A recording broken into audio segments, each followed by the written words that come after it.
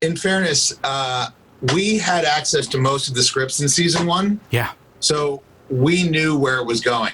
Okay. And, you know, and this is not a knock on Fox or anything, but I think everyone, including Seth, and I'm theorizing here for what little we talked about, is that for him to come out and be taken seriously as a sci-fi vet, I think even he was probably nervous about it. Mm-hmm. You know, it's like, so he had to sort of sea change the audience to get used to him to being able to tell more serious stories. Man's always had it in him.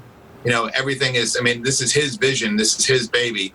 But I think, you know, I think a lot of people were worried, like, well, it has to be Family Guy in space or they're not going to accept it. Yeah. So probably lean too hard in that direction in terms of promotion and things like that. But like, I always knew that when the pilot was around, you know, About a Girl was already, you know, most of our first season was already shot. Same thing with season 2 when Brooke came along. Like, you know, we know where it's going. Yeah. And that also helps us inform how we edit, VFX, post, shoot the whole season. We know how it ends. Right.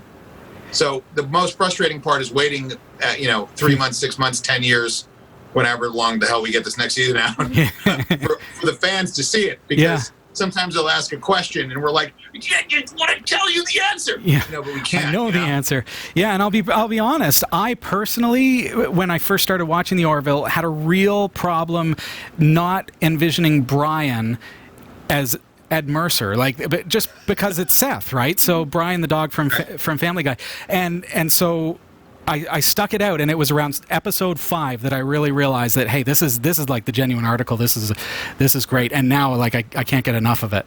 Well, I'm gonna get in trouble for this, but the boss man can act. He doesn't like when I say it, but I got to stare at him all day. He's actually got chops, and you know he is not Brian. But it's in him.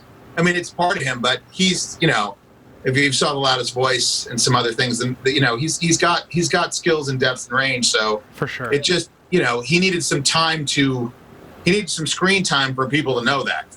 Yeah. So that's all. Well, I think the approach has been fantastic, and it's certainly worked out well. Oh yeah. And absolutely, like, such a talented guy. When you came in tonight, we were listening to Seth MacFarlane on our Amazon Echo.